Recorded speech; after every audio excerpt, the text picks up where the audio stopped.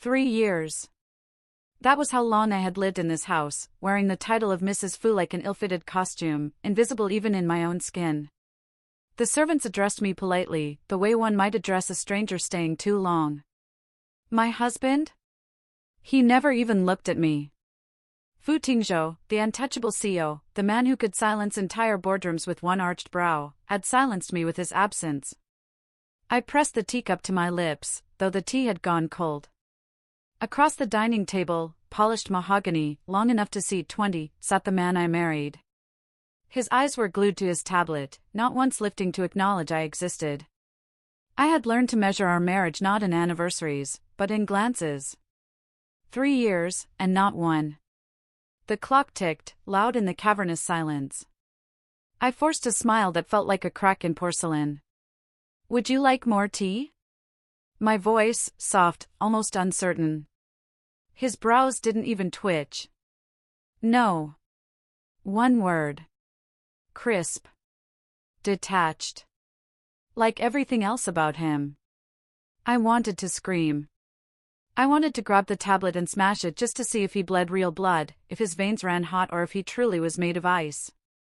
Instead, I swallowed it down the way I always did. After all, what right did a murderer's daughter have to demand warmth? I had spent my girlhood in shadows, bled dry, quite literally, for Su Lin, the pampered jewel of the Su family. They called it for the good of the family. I had been the family's walking blood bank, their disposable limb. When they married me off to Fu Tingzhou, I thought maybe, just maybe, it would be different. But it wasn't. He married me because the fuss needed an alliance, not a wife. To him, I was nothing more than an exchange of contracts, a placeholder until he found someone worth looking at. I lowered my gaze to hide the sting in my eyes. The silence stretched again, heavy, suffocating. And then, the sound of paper tearing broke it. He slid a document across the gleaming wood. Sign it. I blinked, staring at the neat black print. Divorce agreement. My fingers trembled as I touched the edge. Divorce? Finally, he looked at me. Cold eyes. Sharp jaw. A face that could stop hearts, and mine was foolish enough to beat harder just for the recognition. Yes, he said flatly. I'm done with this farce. Something inside me curled in on itself. I had begged silently for his attention for 3 years.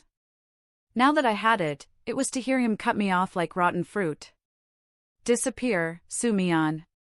His voice was low, final, like a judge pronouncing sentence. The air left my lungs in a rush. Disappear. He might as well have said die.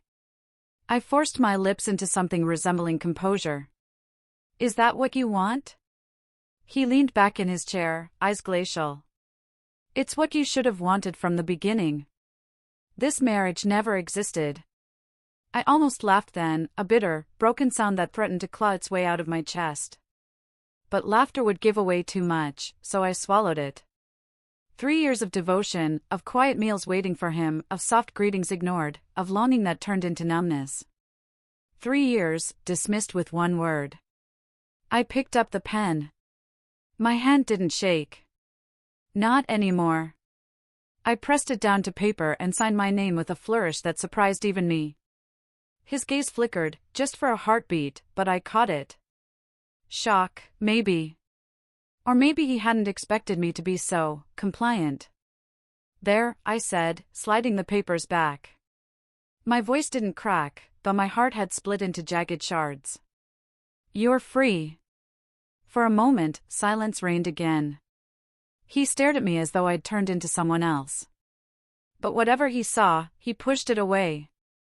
He gathered the papers neatly, tucked them into his briefcase, and rose without another word. His footsteps faded down the hall, each one echoing like a nail in the coffin. And just like that, Fu Tingzhou, my husband, my torment, my foolish hope, walked out. I sat alone at the table, staring at the empty space he'd left behind. My reflection in the polished wood looked like a ghost. Perhaps that's all I'd ever been to him. Invisible. Disposable. But ghosts, I thought bitterly as I touched the ring still heavy on my finger, have a way of haunting. Freedom tasted stale. That was the first thought that gnawed at me when I woke up alone. No faint clatter of dishes, no soft footsteps moving about the apartment, no faint trace of jasmine tea curling through the air. Just silence. I shoved the sheets off and sat up, frowning. This was what I wanted. No clinging woman, no weight dragging me down. Just me and my work. So why did the emptiness scratch under my skin? President Fu, my assistant, Zhang, greeted as I strode into the office that morning. He was balancing 2 folders, a coffee, and nerves. The board meeting is at 10. Here's your espresso, triple shot, as always. I took a sip, and spat it right back into the cup. What the hell is this? His eyes widened. Sir? That's the usual. Usual? I slammed the cup down. This is garbage. Too bitter. Did you change beans? He stammered, nearly dropping the folders. And no, President Fu. Same beans. Same roast. I stared at the dark liquid, and an unwelcome thought hit me. It wasn't the coffee. It was the missing hand that had quietly placed a lighter brew beside me each morning, a hand I'd never once acknowledged. I cursed under my breath and shoved the cup back at John. Fix it. The rest of the day was worse. My lunch tasted bland. The air in my office felt heavier. I signed contracts, attended meetings, barked orders, but a strange disquiet followed me like a shadow. By evening, I found myself standing in the penthouse, staring at the dining table. Empty. Too empty. I remembered her sitting there, hands folded neatly, waiting for me night after night. I'd ignored her then, not once sparing a glance. Now the memory itched, persistent, invasive. Damn it. I loosened my tie and stalked to the kitchen. A maid paused mid-scrub, startled by my presence. Sir? Where's dinner? I snapped. She glanced at the spread. Prepared as usual, sir. We've set it according to. I looked down. Perfectly arranged plates. Flavorless. Mechanical. Something in my chest tightened. Su Mian used to add little touches. Soup slightly lighter when I came home late, rice steamed softer on stormy nights. Things I had never noticed, until now. I sat, took a bite, and shoved the plate away almost instantly. Tasteless. The maid flinched. Should I? Get out. My voice was sharp enough to cut stone. When the door closed, I pressed both hands to my face, trying to will away the unfamiliar ache crawling inside me. This wasn't supposed to happen. She was supposed to vanish. I told her to disappear. She obeyed. So why the hell did it feel like I'd lost something I never bothered to hold? The next morning, Jean hovered near my office door. President Fu, your schedule. Cancel the rest of the day. His jaw dropped. Sir, you never. Do you want to keep your job? He paled. Right away. I left the building like a man possessed. My driver blinked when I barked, to the Su residence. If she wasn't at the penthouse, then she'd gone crawling back to her family. The thought made bile rise in my throat. When I arrived, the gates of the Su mansion loomed, cold and ornate. I rang. A servant answered, bowing stiffly. I'm here for Su Mian. The servant's eyes flickered, uncomfortable. Miss Su hasn't returned here. My pulse kicked. What do you mean? She left the Fu household, yes, but she didn't come home. We don't know where she is. For a moment, I couldn't breathe. Fu Tingzhou, who had never once been caught off guard in a boardroom, was left speechless by a servant. She's missing? The servant's silence was answer enough. Back in the car, I raked a hand through my hair, tugging hard enough to sting. Rage and panic tangled in my chest. She was supposed to leave quietly, obediently, like she always had. She wasn't supposed to vanish. For 3 years, she had been background noise, soft, steady, constant. And now, stripped from me, her absence roared louder than any presence. I slammed my fist against the seat. "Find her," I ordered the driver, though he wasn't the one who could. My voice cracked with something raw. "No matter what, it doesn't matter how, you hear me? Find her." The driver nodded hastily, but my reflection in the tinted glass mocked me. Sharp suit, sharper jaw, but beneath it, the cracks were showing. I'd told her to disappear. And she had obeyed. Now the ghost of her quiet devotion haunted every corner of my life, every breath, every empty cup of tea. And for the first time, I realized. I wasn't free. I was trapped. By her absence. I found her on accident. Not through private investigators, not through my wealth or power. Just chance. A charity gala, full of silk gowns and champagne smiles, and there she was, gliding across the marble floor like she belonged to every chandelier in the room. Su Mian. For a moment, I thought I'd imagined her. The timid little shadow who once trailed silently behind me could not be the same woman commanding the gaze of half the ballroom.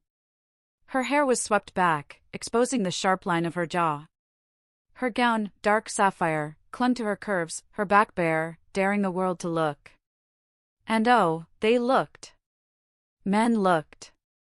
Too many men. My jaw locked. She hadn't seen me yet. She was laughing, with another man, his hand hovering far too close to her waist. The sound was bright, rich, and it cut through me like a knife. She had never laughed like that in my house. I crossed the floor before I knew it. Mian. Her name tasted foreign on my tongue, heavy with things I couldn't name. She turned, her smile fading when her eyes met mine. For a heartbeat, she froze. Then her lips curved again, different this time. Wry. Mocking. President Fu. She said it like I was a stranger. I stopped in front of her, forcing the man beside her to step back. My glare ensured he didn't argue. You've changed. Her brow arched. Changed? No. I've always been this. You just never bothered to look. The word struck harder than I expected. I masked it with a scoff, leaning close. Disappearing, then reappearing at a gala on another man's arm? Is this your idea of subtlety? Her laugh was soft, dangerous. Oh, forgive me. I forgot I was supposed to vanish quietly so you could sleep better at night. He pricked my neck. Around us, people were watching. I grabbed her wrist, ignoring the way she stiffened. Come with me. Her smile sharpened. Careful, President Fu. If you drag me out, they'll think you actually care. I froze. She had never spoken to me like this. Never met me blow for blow. The Su Mian I married would have lowered her head, whispered an apology, let me lead. But this woman? This woman's gaze met mine and refused to bend. And damn me, but it stirred something low in my gut. I pulled her into a quiet corner, away from curious eyes. She yanked her wrist free, her movements fluid, defiant. What are you doing here? I demanded. Her eyes glimmered under the low light.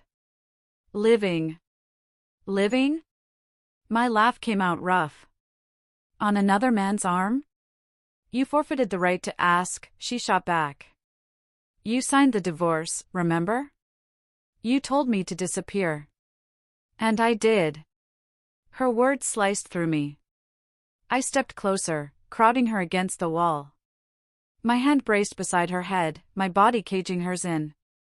She didn't flinch. Not anymore. I breathed her in, the faint trace of jasmine and something darker, bolder.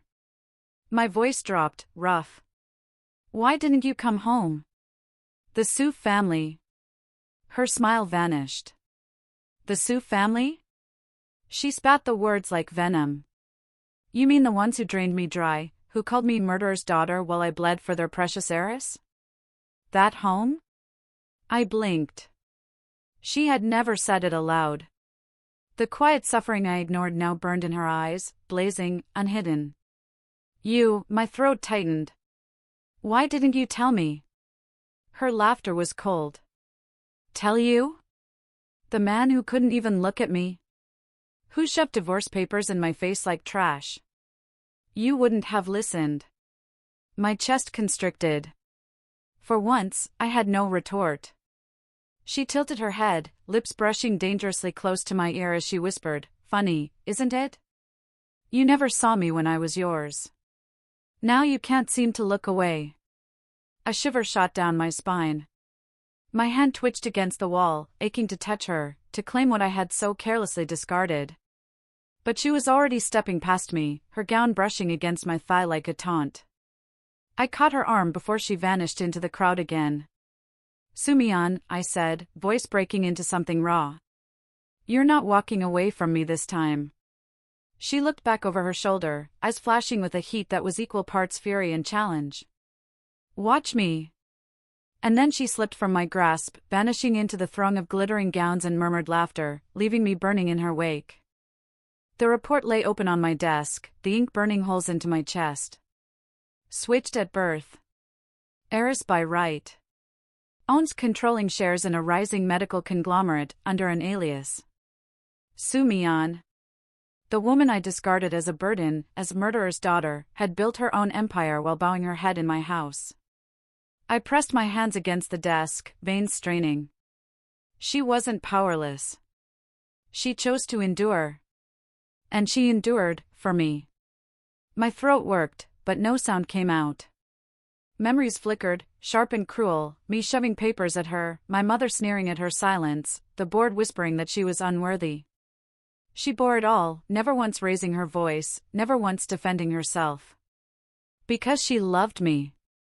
I had called it weakness. But it was strength. The kind I didn't deserve. A knock cut through my haze. Then she stepped in. Su Mian. She stood in the doorway, flawless in a tailored suit that hugged her form. Confidence radiated from her like heat. She wasn't hiding anymore. I struggled to stand, my chair scraping. Mian. Her lips curved, cool. "President Fu. I heard you were looking for me. Is it business? Or is your espresso still too bitter?" The jab hit its mark. I swallowed hard, forcing words past the guilt choking me. "Why didn't you tell me? About your company, your real identity?" Her laugh was bitter music. "Tell you? The husband who wouldn't look at me for 3 years? Who let his family shred me alive at every dinner table? You would have believed me?" I opened my mouth. Closed it. The truth was written in her eyes, I wouldn't have. She stepped closer, heels clicking like a countdown. I had the power to walk away at any moment. But I stayed. Do you know why? I could barely breathe. Why? Her gaze locked onto mine, sharp enough to cut. Because I loved you, Fu Tingzhou. I loved you enough to swallow every insult, every cold stare, every night spent invisible under the same roof. I loved you enough to become less, so you wouldn't feel threatened by me. My chest twisted painfully. Mian. She lifted a hand, stopping me cold. Don't. You don't get to speak yet. The steel in her voice was foreign and devastatingly alluring. My wife, the woman I had never truly seen, was fire wrapped in silk.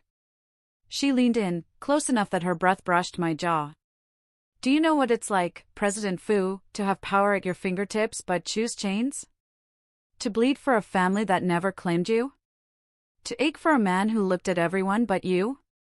My hands clenched at my sides. Pathetic, isn't it? Her laugh was soft, bitter. I thought enduring would make you see me. But all it did was make me invisible. The air between us hummed with tension, sharp and electric. Her nearness set my blood on fire, yet her words sliced me open. I caught her wrist before she pulled away, desperate. Mian, listen. She stilled, eyes flashing. Don't touch me unless you're ready to mean it. I froze. My grip loosened, but I didn't let go entirely. I was blind, I forced out, each word like glass in my throat. I was cruel. I didn't see you, and that is my shame. But I see you now. And I can't look away. Her breath hitched, barely, but she masked it with a scoff. Too late. I stepped closer, lowering my voice until it was rough against her ear. No. Not too late. You think I'll let you walk away again? She turned her face toward mine, inches separating us, eyes blazing. You don't get to claim me just because you finally noticed me. Our gazes locked, the silence thick with everything unsaid, her fury, my regret, the pull between us that no amount of anger could sever. I wanted to kiss her then, to beg forgiveness with my mouth, my hands, my body. But her chin lifted, regal, untouchable. She slipped her wrist from my grasp, smooth and unhurried. If you want me, President Fu, she said, voice low, mocking, you'll have to crawl. And then she was gone, the echo of her heels searing itself into my chest, leaving me burning in the ruins of my own arrogance. I had never begged anyone in my life. Not investors, not board members, not even the chairman of my own family. But for Su Mian, I was learning how. Miss Su isn't receiving visitors, her secretary said, blocking the frosted glass doors of her office. I ground my teeth. Tell her husband is here. Ex-husband, came her cool voice from inside. The doors slid open, and there she stood, immaculate in a cream blouse and pencil skirt that hugged her curves with ruthless elegance. Her hair was pinned, her lips painted a shade that turned my throat dry. Mian. She cut me off with a single raised brow. You're blocking my doorway, President Fu. Do you plan to camp here? Should I send you a pillow? My jaw ticked. We need to talk. No, she said simply, already turning back to her desk. I followed anyway. Mian, don't walk away from me. She glanced at me over her shoulder, her smile razor-sharp. I walked away months ago. You just didn't notice. The sting was sharper than any boardroom defeat. I slammed the door shut behind me, striding forward. Do you enjoy humiliating me in public? Her laugh was low, rich. Oh, the mighty Fu Tingzhou can feel humiliation? Imagine my shock. I wanted to roar, to shake her, to demand she stop looking so untouchable. Instead, I grabbed her wrist, pulling her against me. Her eyes widened, lips parting just enough to tempt me. Heat surged, raw and undeniable. Stop running, I growled, my breath brushing her cheek. She tilted her chin, unflinching. This isn't running. It's me finally standing still while you scramble to keep up. The words gutted me. My grip loosened, but I didn't release her. I couldn't. Mian, A sharp knock at the door interrupted. Her secretary's voice floated in. Miss Su, your lunch appointment is here. Her eyes flicked to mine, glinting with mischief. Oh, good. You'll get to see me eat with a man who actually notices I exist. Jealousy punched me in the gut. Before I knew it, I had her pressed against the desk, my palm flat against the wood by her hip. Cancel it, I ordered, my voice rough. She smirked. Afraid someone might steal what you threw away? Mian. My voice cracked, the sound desperate even to my ears. Don't make me watch you with someone else. Her laughter was cruel and sweet all at once. Then don't watch. The door opened. A tall man stepped in, polished and grinning. Miss Su. I turned, my glare sharp enough to kill. Who the hell are you? The man blinked. Her lunch date. You're dismissed, I barked. President Fu, Su Mian said smoothly, her tone a whip. You don't get to dismiss my guests. Not anymore. The man looked between us, flustered. Should I? Yes, I snapped. No, she cut in, her gaze pinning me. Stay. The man sat, awkward under the weight of my glare. I remained planted by her desk, arms crossed, seething. Every time he smiled at her, I wanted to break his teeth. Every time she smiled back, I wanted to tear the world apart. Halfway through their meal, I snatched the plate from her hands. This tastes terrible. Don't eat it. Her eyes narrowed dangerously. Fu Tingzhou. Don't say my name like that. My voice dropped, rough, hungry. Not when you look at me like you still feel it too. Her lips parted, a flicker of heat betraying her composure before she masked it again. She leaned close, her whisper brushing my ear. You mistake leftover embers for fire. But her pulse jumped under my fingers when I brushed her wrist. She didn't pull away fast enough. By the time I stormed out of her office, I was half insane. My pride was in tatters, shredded by her cool defiance. Yet my obsession burned hotter. I couldn't sleep that night. Every time I closed my eyes, I saw her smirk, her lips, the fire in her eyes that hadn't been there when she lived under my roof. I had unleashed something. And now, no matter how shameless, how desperate I had to become, I wasn't letting her slip from my grasp again. Rain hammered against the glass walls of her penthouse, the storm outside nothing compared to the one tearing through me. I had waited all day outside her office, through her meetings, through her pointed silence. When she finally emerged, sleek and untouchable, she tried to sweep past me. I grabbed her arm. Mian, we're talking tonight. Her gaze was ice. Let go. I didn't.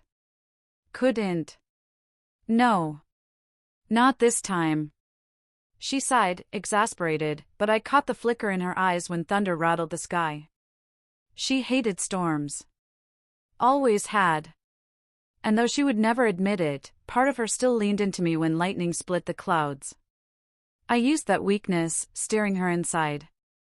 She allowed it, stiff-backed and silent, but she didn't throw me out. The air between us buzzed, sharp with all the words I'd swallowed for 3 years. You've had your say, President Fu, she murmured, setting her clutch aside. Now leave. I stalked after her, the distance between us unbearable. No. I kept silent for too long. I ignored you, dismissed you, let you bleed for people who didn't deserve you. And I told myself it didn't matter.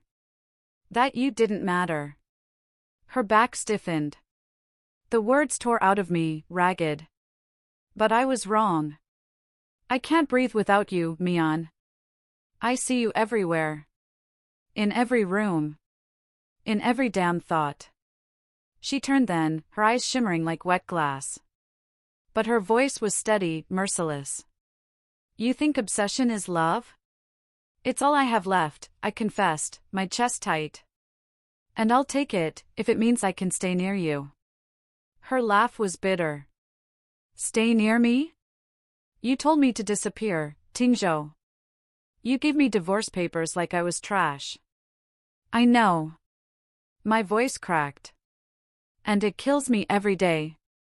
I'd tear my own hand off if it meant I could take that moment back. Her silence was louder than any curse. The storm pounded harder, shaking the windows. She walked toward them, arms folded, every line of her body screaming restraint. I followed like a man possessed. Don't you dare cry over me, she whispered, her voice shaking now. You don't get to cry.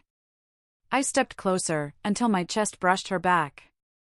My hands hovered over her arms, aching to hold but afraid to be rejected again. Then hate me, I rasped. Hit me. Destroy me. But don't push me away.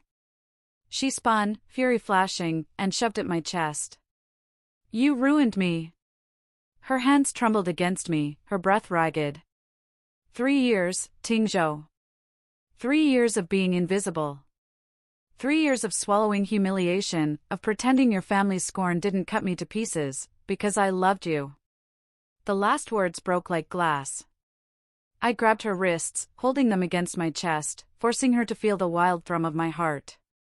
Then let me spend the rest of my life making it up to you. Her eyes burned, wet and furious. You can't. I crushed my mouth against hers before she could say more. It wasn't gentle. It wasn't sweet. It was raw, desperate, drenched in all the years of silence I'd forced between us. She resisted, stiff and furious, but when my hand slid up her spine and I whispered against her lips, I was blind, Mian, but never again, she shattered. Her fists curled in my shirt, dragging me closer, kissing me back with fury and need. Lightning flared, thunder rolled, and the storm outside bent to the chaos in our mouths, our hands, our racing hearts. When I lifted her onto the desk, scattering papers, her breath caught. She shoved me again, but softer this time. "This doesn't erase anything," she panted. "I don't want to erase it," I said hoarsely, trailing heat along her jaw. "I want to earn you. All of you. Even your anger." Her laugh was half a sob, half a curse. "You're insane. Only for you." The storm raged, but the louder storm was hers, her nails digging into my skin, her kiss biting, her body finally yielding against mine. It wasn't forgiveness. It wasn't peace. It was war, and I would gladly bleed in every battle if it meant she never shut me out again. The boardroom was silent, 100 eyes fixed on me. But it wasn't me they feared. It was the woman at my side. Su Mian sat in the leather chair with effortless poise, her presence sharper than any blade. For years, everyone had dismissed her as a shadow, a pitiful wife leeching off Fu Tingzhou. Today, every arrogant mouth had snapped shut. Because today, her truth was unveiled. Heiress of the Su group? No. The true bloodline successor of the Qin conglomerate, a powerhouse older and wealthier than any Fu or Su could dream of. And the woman I had so stupidly discarded. The chairman of Qin Group, her grandfather, looked across the table, eyes gleaming with pride. "This is my granddaughter, Qin Mian. Hidden away for her protection. Now, she steps forward to claim what is hers." Gasps rippled through the room. I clenched my jaw, shame burning me from the inside out. All those years she had endured humiliation, scorn, and my neglect, not because she was powerless, but because she loved me enough to endure it. I couldn't meet her eyes. Not yet. After the meeting ended in a storm of whispers, I caught her arm before she could vanish. "Mian." She turned, gaze cutting. "President Fu." My heart twisted. "Don't call me that." "Why not?" Her lips curved coldly. "Isn't that what I am to you? A business move? A liability? Something to be signed away with divorce papers?" I flinched. The words I had once hurled now carved into my own flesh. "I was wrong," I said hoarsely. "Blind. Cowardly. Everything I swore I wasn't. But you," my throat worked. "You've always been stronger than me. You've always been fire, and I was too blind to see it." Her eyes glistened, though her chin lifted stubbornly. "You don't get to rewrite the past." "I don't want to." I stepped closer, desperation stripping me bare. "I want to live with the scars. With your anger. With every reminder of how I failed you. If it means I get to spend the rest of my life proving I see you now." Her breath hitched, the only crack in her armor. I took her hands, trembling. "I used to think power was in control. But you, Mian, you taught me power is enduring, loving even when it hurts, standing tall even when the world spits on you. You carried me, carried us, even when I didn't deserve it." Finally, her composure wavered. Tears gathered, betraying her. "Do you know what it cost me, Tingzhou? To love you while you destroyed me?" I swallowed hard. "Then let me pay it back. Let me spend every day loving you the way you deserved from the start. No more shadows. No more silence." For a long moment, only the storm of her eyes held me captive. Then, slowly, painfully, she whispered, "And if I can't forgive you?" I smiled crookedly, brokenly. "Then I'll chase you anyway. I'll be the shameless man blocking your doorway, stealing your food, glaring at every man who looks at you. I'll keep humiliating myself until you finally laugh again." That broke her. Her tears fell, hot and furious, and she smacked my chest. "Idiot." "Yes," I breathed, cupping her face, kissing the wet trails from her cheeks. "You're idiot. If you'll have me." Her laugh cracked through sobs, soft and fierce all at once. And then she kissed me, hard, unyielding, claiming. It wasn't forgiveness. Not yet. But it was a beginning. I lifted her, spinning her into my arms, and she gasped. "Put me down, you shameless CEO." "Never," I growled against her lips, grinning for the first time in months. "You disappear once, and I almost lost my mind. You're not escaping again." She smirked, breathless. "Careful. I have a powerhouse now. I could crush you." "Then crush me," I whispered, kissing her again, fire and thunder colliding. "As long as you're mine." And for the first time, she didn't pull away.